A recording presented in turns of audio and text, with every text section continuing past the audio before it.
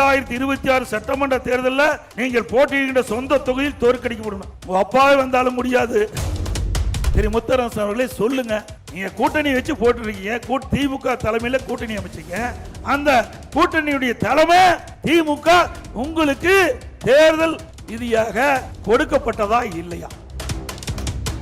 Communist கட்சியினுடைய தலைவர் திரு முத்தரசன் அவர்கள் ஒரு கூட்டத்தில் பேசுறார்.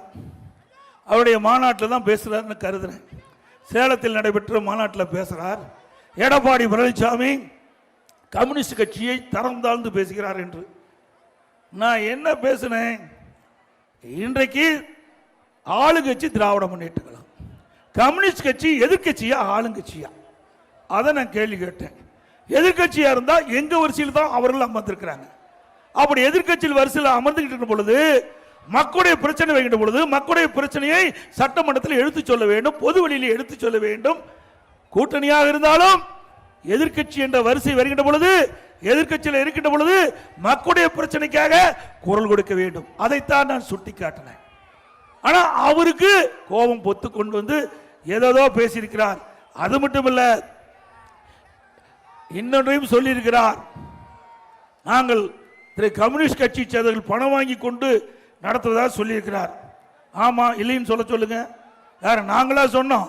உங்களை காட்டி கொடுத்ததே திமுக தான். நாங்கள சொல்லல. திமுக கூட்டணியில் அங்கம் வைக்கின்ற பொழுது ஒரு தேர்தலில் ஒரு குறிப்பிட்ட தொகை அதுவும் கணக்கில் கொடுத்ததாக பத்திரிகையில் செய்தி வந்ததே இல்லையோ? திரு முத்தரசன் அவர்களே சொல்லுங்க, நீங்க கூட்டணி வச்சு போட்டுருக்கீங்க, திமுக தலைமையில் கூட்டணி அமைச்சீங்க. அந்த கூட்டணியுடைய தலைமை திமுக உங்களுக்கு தேர்தல் ரீதியாக கொடுக்கப்பட்டதா இல்லையா? அதுதான் எங்களுடைய கேள்வி. இரண்டாவது, இன்னொன்னு சொல்றாரு, எடப்பாடி பழனிசாமி பாரதிய ஜனதாவோட கூட்டணி போய் சேர்ந்துட்டாரு. நாங்க சேர்ந்தலாம் என்ன தப்பு? இதே திமுக 1999ஆம் ஆண்டு நாடாளுமன்ற தேர்தலில் பாரதிய ஜனதாவோட கூட்டணி வச்சு போட்டியிட்டு வெற்றி பெற்று மத்தியிலே பாரத பிரதமர் மறைந்த மரியாதைக்கு வாஜ்பாய் அவர் தலைமையில் ஆட்சி அமைந்த பொழுது முரசொலி மாறன் அவர்கள் அங்கே மத்திய அமைச்சராக இடம்பெற்றிருந்தார். அவர் உடல்நிலை சரியில்லாம ஓராண்டு மருத்துவமனை இருக்கின்ற போது கூட இலாக்கல் கேபினெட் அந்தஸ்துல மந்திரி வச்சிருந்தாங்க. அப்பெல்லாம் இந்த முத்தரசனுக்கு ஒன்னும் தெரியல. 2001 மீண்டும் சட்டமன்ற பொதுத் தேர்தல் தமிழகத்திலே, அப்பொழுது பாரதிய ஜனதாவோட திமுக கூட்டணி வச்சிருந்தது. அப்பவும் திரு முத்தரசனுக்கு எதுவுமே தெரியல. ஆக 1999 நாடாளுமன்ற தேர்தல், 2001 சட்டமன்ற பொதுத் தேர்தல், இரண்டு தேர்தலும் திமுகவோட பாரதிய ஜனதா கூட்டணி அமைச்சு போட்டியிட்டது. அதை பேசுறதற்கு வக்கில்லாம இன்றைக்கு முத்தரசன் அவர்கள் எங்களை பற்றி விமர்சனம் செய்வதற்கு எந்த தகுதியும் இல்லை. இன்னொன்னு பேசுறார் எடப்பாடி பழனிசாமி, 2026 சட்டமன்ற தேர்தலில் நீங்கள் போட்டியிடுகின்ற சொந்த தொகுதியில் தோற்கடிக்கப்படணும். உங்க அப்பாவே வந்தாலும் முடியாது. திரு முத்தரசன் அவர்களே, 2021 சட்டமன்ற பொதுத் தேர்தல் திமுக தலைமையில் தான் நீங்க கூட்டணி அங்க வச்சீங்க. அப்பவே சேலம் மாவட்டத்தில் 11 தொகுதியில் 10 தொகுதி நாங்க வெற்றி காட்டினோம். எடப்பாடி சட்டமன்றத்தில் 94,000 வாக்குகளை நான் அதிகம் பெற்று வெற்றி பெற்றேன். இன்றைய தினம் நடந்த நாடாளுமன்ற தேர்தல், 2024 நாடாளுமன்ற தேர்தல், எந்த கூட்டணியும் இல்லாம அண்ணா திமுக தனித்து நின்றது.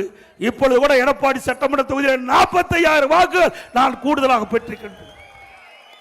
நாங்கள் மக்களுக்காக உழைத்திருக்கின்றோம். எங்கள் உழைப்பு முழுவதும் மக்களுக்கு கொடுத்திருக்கின்றோம்.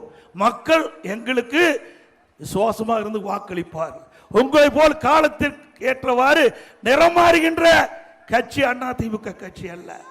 இன்றைக்கு பச்சோந்தி போல் அடிக்கடி நிறமாறி பேசுகின்ற கட்சி அண்ணா திமுக கட்சி அல்ல. எங்களுக்கு என்று கொள்கை இருக்கின்றது. அந்த கொள்கையின் அடிப்படையில் தான் நாங்கள் செயல்படுவோம். ஒரு கூட்டணி என்பது தேர்தல் நேரத்திலே அமைக்கப்படுவது, கொள்கை என்பது நிரந்தரமானது. ஆக கொள்கையின் அடிப்படையில் தான் அண்ணா திமுக செயல்பட்டுக் கொண்டிருக்கிறது. உங்களை போல் கொள்கை என்று சொல்லிக் கொண்டிருக்கிறீர்கள். திமுகவும் கம்யூனிஸ்ட் கட்சியும் ஒரே கொள்கையா? ஒரே கொள்கையா? இன்னைக்கு சமீபத்தில் நேற்றைக்கு முன்தினம் திரு ஸ்டாலின் கம்யூனிஸ்ட் கட்சி மாநாட்டில் பேசுறார். நான் பாதி கம்யூனிஸ்டுகிறார், பாதி முழுகிட்டார், பாதி கம்யூனிஸ்ட் கட்சி விழுங்கி விட்டார். நான் அடிக்கடி சொல்லிக் கொண்டே இருக்கின்றேன், திராவிட முன்னேற்ற கழகம் செய்கின்ற தவறுக்கு துணை போகாதீர்கள். உங்களுக்கு என்று தனி மரியாதை இருந்து கொண்டிருக்கிறது, அது சரிந்து கொண்டிருக்கிறது என்று சுட்டிக்காட்டினேன். இல்லை இல்லை, நாங்கள் அவரோடு தான் தொடர்பு கொள்வோம் என்று சொன்னால், நேற்றைக்கு முன்தினம் திரு ஸ்டாலின் அவர்கள் உங்கள் மாநாட்டிலே பேசுகிறார், பாதி கம்யூனிஸ்ட் என்று சொல்லிவிட்டார். ஆக இருக்கின்ற கம்யூனிஸ்ட்ல பாதியை திமுக விழுங்கி விட்டது. இனியும் நீங்கள் விழித்து விட்டால் நீங்கள் சறுக்குவது உண்மைதான், வேற யாராலையும் காப்பாற்ற முடியாது.